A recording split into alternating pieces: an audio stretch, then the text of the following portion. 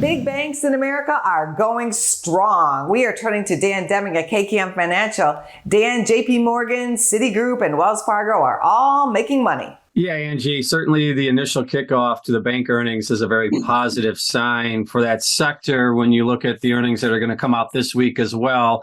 One thing that's interesting, though, when you look at the price action, certainly those big banks are benefiting from the recent trends.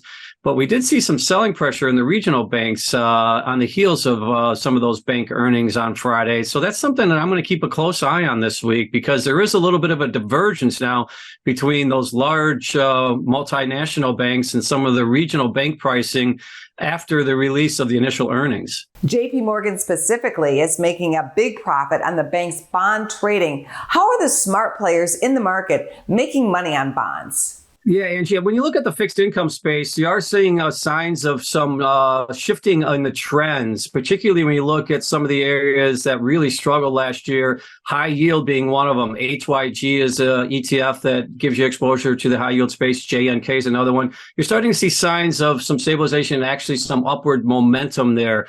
We're also seeing it play out in other areas of the market as well, in the corporate bond market, additionally, and also looking at other like treasury markets, such as a GSY is another relatively treasury exposed type of ETF, but you're starting to see upward momentum in those markets as well. So there are buyers out there in the bond markets anticipating that the Fed's nearing the end of their rate cycle. Great information. Thank you, Dan. All right. Thanks, Angie. Thanks for having me. Go to businessfirstam.com for where to see our show on TV.